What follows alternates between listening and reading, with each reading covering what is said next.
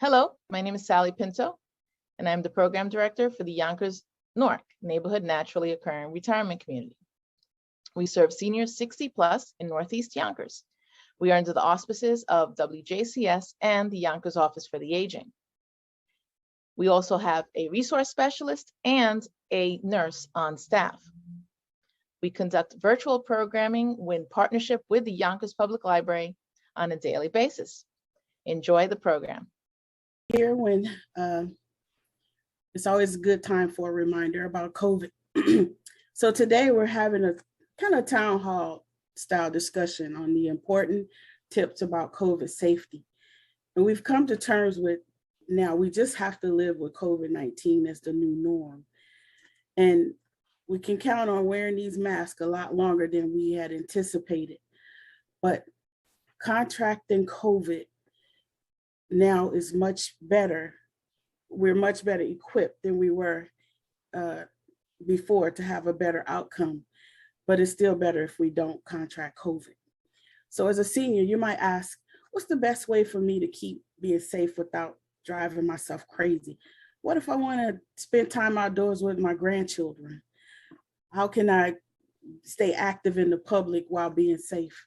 You may even ask, with this summer being on course to be a real scorcher, what's the best way for me to take care of myself while wearing a mask in this heat? So all these questions are really important, and we'll answer those as well as some others. So now, despite all the changes in COVID and its many variants, it's safe to say that there are certain things that haven't changed. The basics are sticks that we started with from the beginning are still just as important. The main three are keeping our hands and surfaces clean, the wearing of masks, and vaccines. So now we'll enjoy this conversation between Ms. Pam, our intern, and myself. So Pam, take it over. Thank you, Mary. Thank you so much, Mary. And this is a great day. It's a great time to talk about COVID and safety. So I have a bunch of questions, a lot of questions that I've been burning to ask Mary, and I do know a lot of our participants are thinking about the same questions as well. So let me start with the burning question that we all have on our minds. This summer, people are getting together. So what precautions are you recommending as we get together with families, our grandchildren, our children, our colleagues? So Mary, please help us. How do we take precautions as we get together? Okay. Well, first of all the data is showing that vaccines are safe and effective. So I would recommend, if at all possible for your circumstances, you should probably get vaccinated. And next, I would recommend that we keep our hands and surfaces clean. When we're washing our hands, soap and water is the best, using a 20 to 30 second friction motion, and drying with paper towels versus cloth. Also, I recommend always having sanitizer available. That's hugely important, especially having some that has at least 60% alcohol. Also, we need to wear an appropriate mask for our circumstances. We realize that some may not like this thought, but we still need to have some social distancing involved where we're out and about with people that's not in our personal household. So thank you very much, Mary. That was very helpful. So just a few housekeeping rules as well. If you have questions, in addition to the ones that I'm going to be asking Mary, feel free to either raise your hand using the button on your screen that allows you to do so, or you could also type your question in the chat and we will be picking them up as we go along.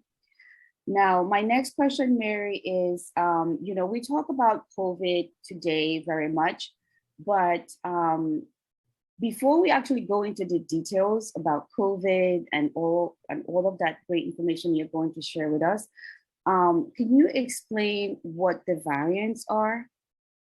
Yes, and that's a common question that people have. But these viruses are constantly changing through a process called mutation. And as a virus mutates, new variants emerge. And this process is normal and it's expected. And sometimes new variants emerge but die off. But other times, when new variants are strong enough to continue growing, they can spread widely. And when that happens, we have to try to stop these viruses from spreading, because they can end up blocking the vaccines and the treatments that we've created to stop them. So when this happens, those variants must be watched carefully, because they usually are coming out stronger than the ones before.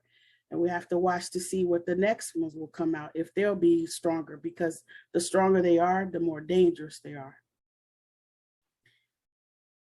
And I think, oh, sorry, go ahead. Mm-hmm. Thank you so much. Did you have more to say about variants? Actually, I do, because there was a question posed just a little bit earlier in the program from one of our patrons, and they asked, what is the most recent variant that we're dealing with? Is there one coming behind it? And the one that's the most dominant right now of the Omicron COVID variants is the BA.5. And this BA.5, it doesn't care if you've had COVID before or if you're vaccinated. It is infecting just about everybody. And it's doing it at a faster pace than the variants from before. And it causes the same symptoms. I think one of the patrons asked, what were the symptoms? The symptoms are just like your standard COVID-19 symptoms of runny nose, fever, coughing, sore throats, headaches, fatigue, muscle pain. And this BA.5 variant is the cause of about 50% of the COVID-19 cases in the United States. So that's what's making it the predominant strain. Now, hospitalizations are low, but it's still the most contagious variant. There was another question that came up earlier too, as to, is there one coming behind it? Yes, there is. The one that they're watching now is the BA.2.75 variant. Mm-hmm. It emerged in a different country, but it has more recently been spotted here in the United States. We've only had very few cases, but science and the scientists are watching it closely to make sure of how serious or how dangerous it may become. Thank you so much, Mary. And like I said earlier, there was no better time than now to talk about COVID, the upcoming variants, the existing ones. So Mary, people still wonder if COVID is droplet versus airborne. What is your answer?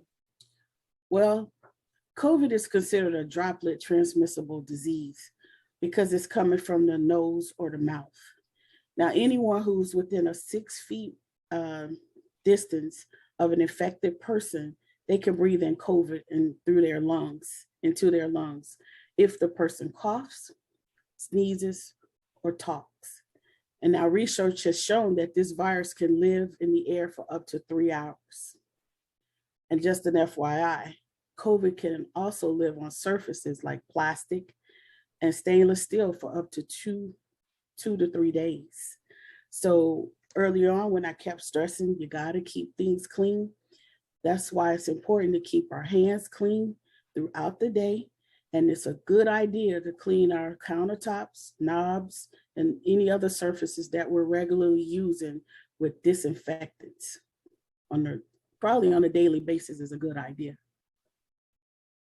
Thank you so much, Mary. And now about wearing masks and staying protected, okay? Mm-hmm. Like you mentioned earlier in the conversation, it's summertime, the days are getting very hot, we all need to stay hydrated.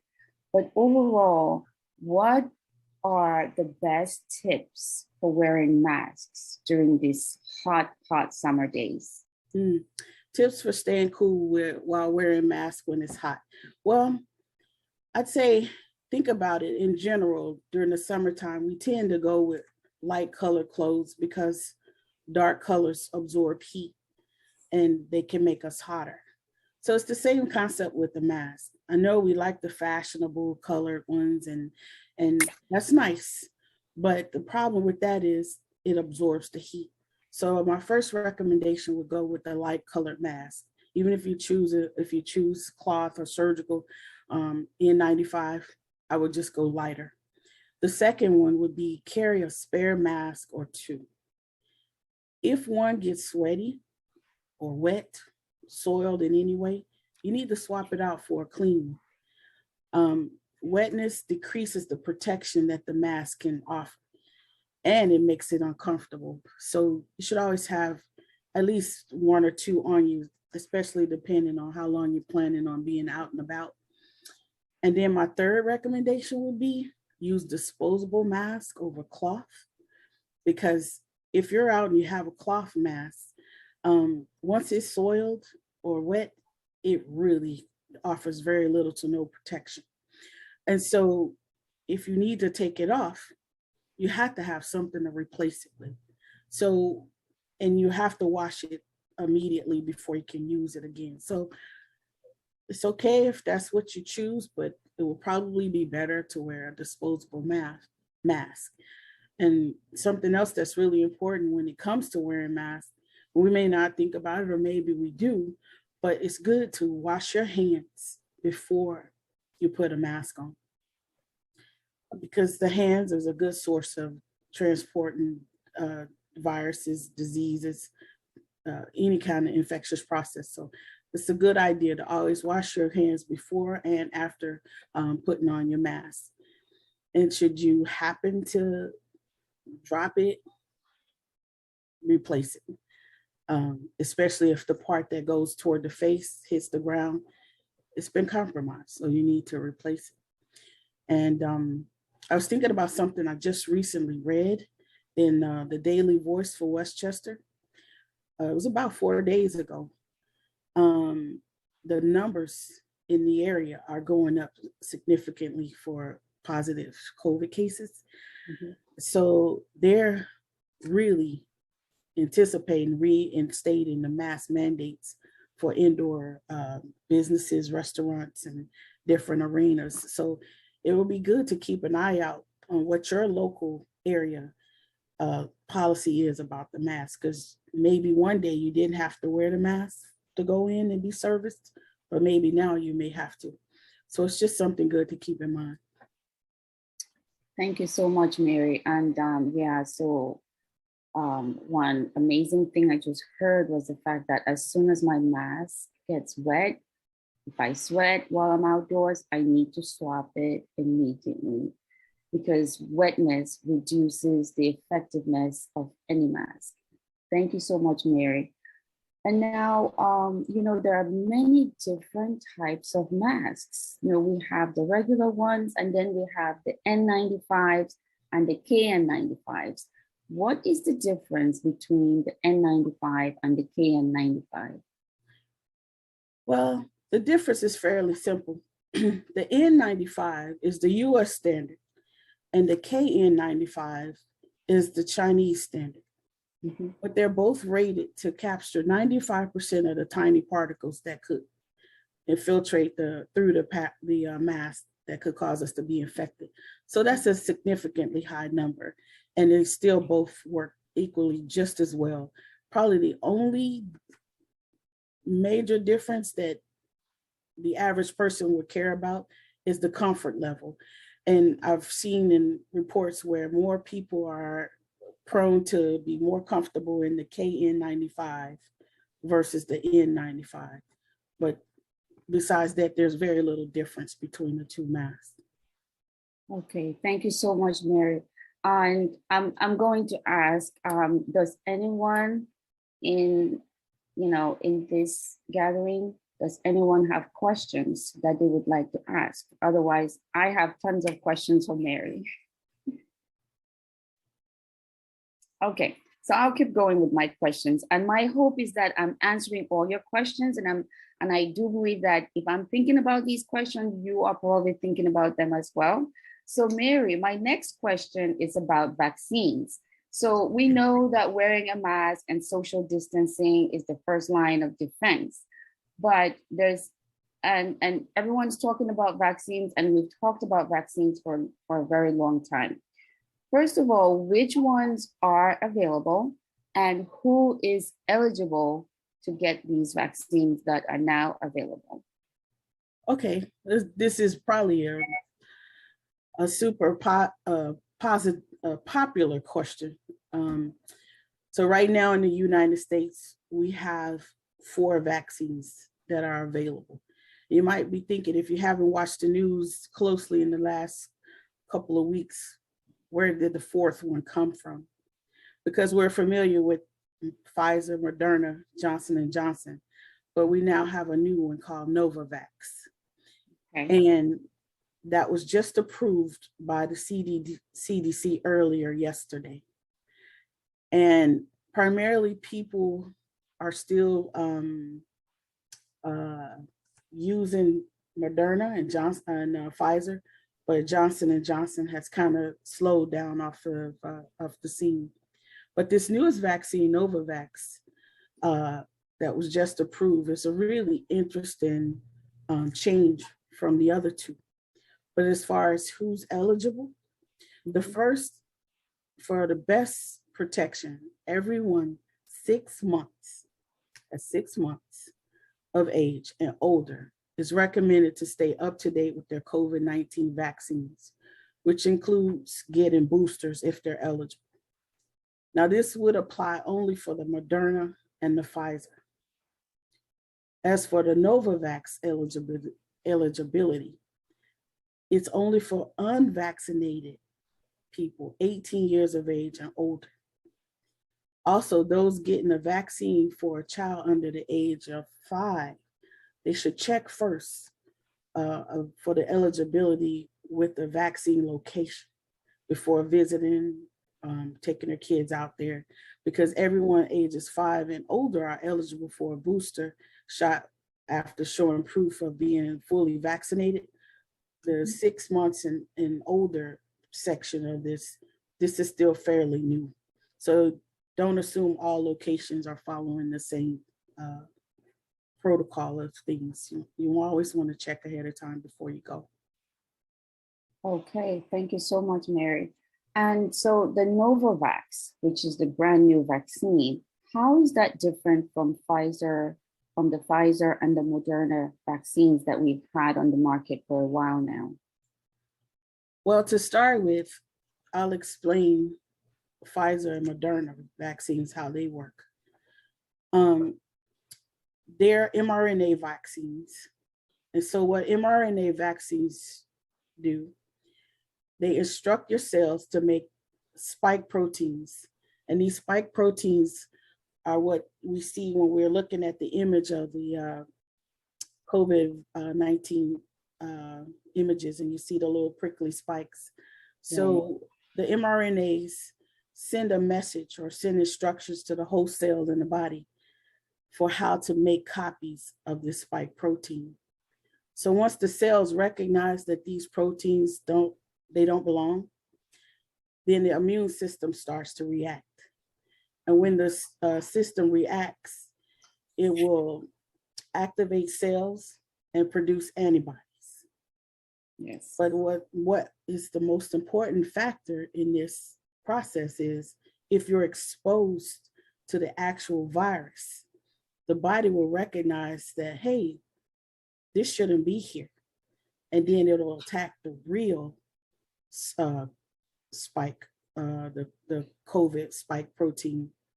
And that's how the vaccines work. So you're not getting a live dose of COVID through the mRNA vaccines. But as it goes with the Novavax, it's totally opposite, because it's a factory generated spike protein that's essentially the same process as the mRNA, but you actually get live coronavirus. But the amount that is processed into this vaccine is so minute. You could never get the virus from this vaccine, but it does the same exact thing of tricking the body into thinking that it's the spike protein so it can make the antibodies. So that if you do end up getting the actual virus or come in contact with the virus, it fights it. So that's how they work. They do the same, but they're generated differently. Okay. Thank you, Mary. That sounds fascinating. All those amazing scientific words explaining the vaccines, that was mind-boggling. Okay. Well, if you don't like science, you'd probably be more stiff with all of that. And I don't know how much of a science geek I am. I never thought of myself as one, but it's really good to understand, because I think with knowledge, it alleviates fear. Yes. And so a lot of people are afraid Yes. of what they don't know. Mhm. And so if you can't understand this, I could see how you would be apprehensive about taking something into your body that you don't have a clear understanding of. And so I appreciate that these websites are trying to break it down so that even those that are simple in connection with science can understand it, the lay people versus those of us that may have a background in healthcare. Even for some of us, it's a lot to understand. So I appreciate the simplicity of how they've spelled it out for us. And if you don't mind, I'd like to just share one other point about the Novavax. Yes. The company for the Novavax has also studied the safety and effectiveness of boosters. So they've really put in some time into studying this new vaccine.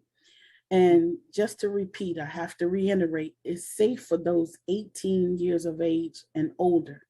Mm-hmm. And to receive this vaccine, you get 2 doses, 21 days apart.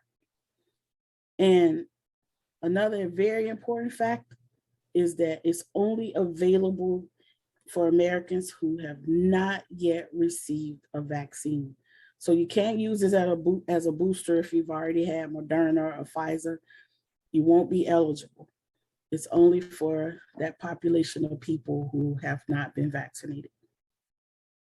Thank you so much, Mary. You've broken it down so well that even me, who does not have a scientific background, I get it. Thank you so much for breaking it down. So, so my other question for you, Mary, is, do you happen to know how many people are fully vaccinated in the United States? Actually, I do happen to have that figure for those who are vaccinated in the US. And this was accurate as of like July 15th. So just a few days ago, and things change day by day. This stands to date, to that date, 77.7% in the United States is vaccinated. So that would leave 22.3% unvaccinated, and that would balance out to be anywhere between about 26 to 37 million people that's still unvaccinated in the United States. Thank you, Mary. That's a great improvement from the last set of statistics that we had. So now you said we have about 77-point-something% of Americans who are vaccinated. What constitutes being fully vaccinated? What does that mean? Good question. So we're fully vaccinated when we have our initial completed series of shots. So as far as with Moderna and Pfizer, they're a series because they were a 2-shot vaccine. As far as Moderna, Johnson & Johnson, it was only a 1-shot dose. So 2 weeks after receiving the dose constituted you as fully vaccinated. And so anybody that wants to get a booster at the 2 months after fully being vaccinated status, they're able to be, they're eligible for a booster. Right. And the thing now is everyone can get a booster, their first booster, but they're also offering a second booster. And the second booster is only available to those 50 and older, or anyone that has immunocompromisations.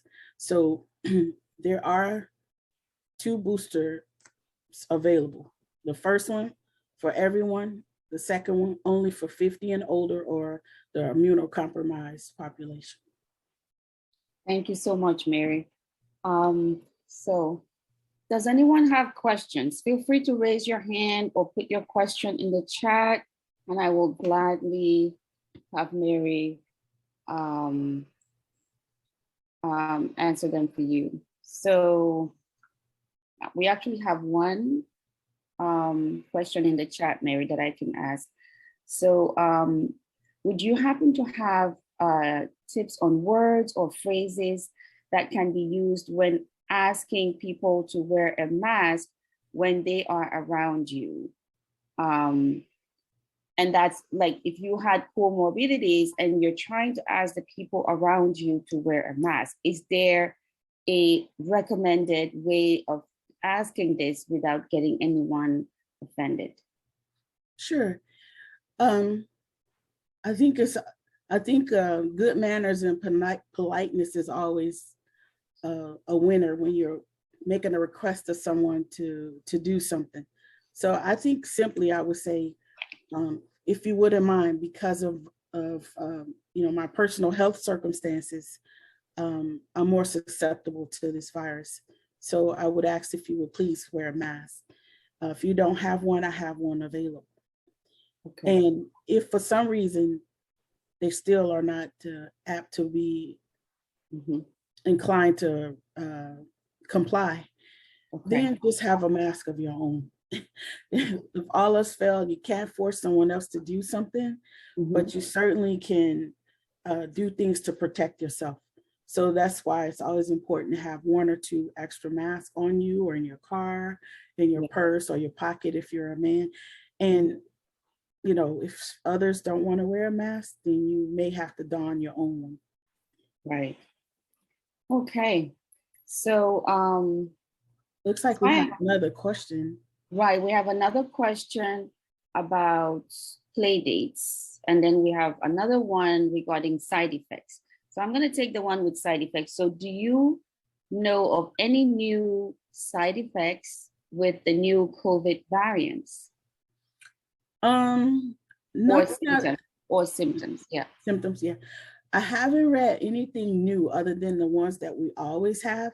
Now there is this big question about the term long COVID, which is maybe even people who had very few symptoms when they were first infected with COVID. Yes. Weeks and months later, now we're going into a year or more, there's these symptoms that's showing up, and maybe it's confusion, fogginess in mindset, this pain, even like a total body pain. So these are things that they've always been seeing, but they're seeing them carry on for longer periods of time. So the individual is no longer considered positive for COVID, but they still have these symptoms that come up. Thank you, Mary. So the next question we have is in regards to play dates for children. What are the best venues? Should that be outdoor versus indoors at this time? My personal favorite is, I love to see kids outside. I think they're just natural when they can be outside and run and play. And it's always a good idea because it's open, it's fresh air. And it's probably a lot easier to social distance when you're outside. Because of course, now you have to take into consideration the heat and staying safe from getting overheated, and keeping the sunscreen on to protect your skin and what have you. But I'm always a fan of outside activities for children. But in the case if you do decide to do something inside, it's always a good idea to know the household's status of COVID before you gather, and maybe limit the size of the crowd if you're inside. so that there's still a way to maybe have a comfortable amount of social distancing. But with kids, it's hard to social distance because they love to be close and touch and play. That's what they do. So you want them to still enjoy themselves. But I think when it comes to doing indoor things, as far as if you're at somebody else's house, you just want to know the status of the family. Is everybody COVID free? And that's an important question that you can ask ahead of time. I don't think it's invasive or being too personal. I think it's just being safe. You have to do things to be safe. And, even if the children get sick or get COVID, they may not get sick, but they could give it to their parents or their grandparents. I've seen that happen even with some of my coworkers at different jobs. The kids get sick and then bring it home, and then the parents get it. So you just have to ask questions and make educated decisions based off of that information. Thank you very much, Mary. So I'm going to take us back to the virus itself. We've been talking about vaccines and viruses. Do you happen to have any information on the monkeypox? Yes, I do. There's not a ton of information about it right now. Yes. It's a virus that's, I guess you could say, continuing to develop as far as what information is available. But it's a rare disease that's caused by the monkeypox virus. This virus is very similar to smallpox. So maybe if you're from a earlier generation, you might be familiar with smallpox. And if you were to see persons, blisters that actually have monkeypox, they look very similar to chickenpox. But they're not related to chickenpox, but they look like chickenpox on steroids. I mean, they're a grander scale of these blisters. But this monkeypox virus is not fatal. And you can end up going to the hospital from the symptoms, because the symptoms can get serious, but they're usually mild. And most of the symptoms present as fever, headache, exhaustion, and this rash that kind of look like pimples and blisters. And they can appear on your face, inside your mouth, in other body parts, like your hands and your feet, your chest, your genitals, in your anus. And so this rash goes through stages before it's healing, just kind of like chickenpox, which is why people kind of equate it. So, as it goes through the stages of healing, while it's still open, you can still infect others. So the typical illness will last about 2 to 4 weeks. And sometimes people will get the rash first before they have the other symptoms. And some other times they may only have the rash and they don't have the other symptoms. But the symptoms are usually going to last for about, they'll appear about 1 to 2 weeks after you've been infected. So you've got a pretty good window of time where you could be infected and not know.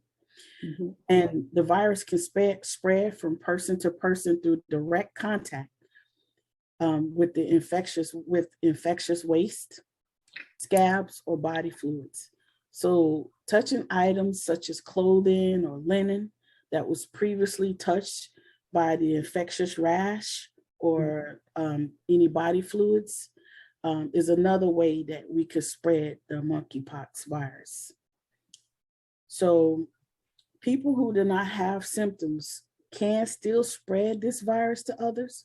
And monkeypox spread from the time symptoms start until the rash is fully healed. So that until you have a fresh layer of skin, this illness can still be transmitted to others. So it lasts about typically 2 to 4 weeks before you should be all healed. Wow. Now, I know I had a question earlier too about treatments options for this monkeypox. As far as the treatments are concerned, there are no specific treatments for monkeypox virus infections. but because of their similarity to other viruses, they can take antiviral drugs, the same ones that they would have used to treat smallpox. There's also some vaccines, and that's been in the news lately, that they're trying to get these vaccines out to people, but we have a limited number. But the CDC website is probably your best place to go if you have even more questions that you want to ask. Under the frequently asked questions, there's a ton of information that if you didn't get the information you wanted from this discussion, you could probably get them from the website, CDC website. Thank you. Thank you so much, Mary. So, you just mentioned the CDC website. So would that be the same place to go if we needed more information about COVID in general? We need information about the latest variances, if we need information about monkeypox, and also, so what happens if we are not tech savvy and we're not able to go on our computers, but we do need this information? How would we get access to it? Okay, so on my PowerPoint here, I wrote down all the references, which are the places that I received this information, as well as resources. And so you'll see I have here the cdc.gov website, health.westchester.gov, westchestergov.com, webmd.com, cnbc.com, health.clevelandclinic.org, and the covid.gov is your website of choice, because that website has all the official information that you could possibly want to know about COVID or any other major virus or pestilence that's in the news or just going on in the world. But there's a phone number here for those that are not inclined to go online, and it's 1-800-232-0233. That's 1-800-232-0233. And they also have a number here for those that are visually impaired, which is 1-888-720-7489. That's 1-888-720-7489. So I hope that this information will prove helpful. All these websites are easily accessible if you're interested. I also have this closing image that kind of gives a summary of everything we talked about as far as taking you back to the basics. And it just says, stay up to date on COVID-19 vaccinations. Wear a mask indoors when COVID-19 community level is high. Avoid crowds in poorly ventilated spaces. Test to prevent spread to others. Wash your hands often. Thank you so much, Mary. You have been fantastic. You were full of information and amazing details. Hi, everyone. This is Z from Yonkers Public Library. Thanks so much to Sally Pinto and Alexis from NORC. Thank you to our community partners, WJCS, the City of Yonkers Office for the Aging, Friends of Crestwood Library, and Yonkers Public Library for making this phenomenal partnership. And we thank each and every one of you for being part of our wellness community. Be well, stay well.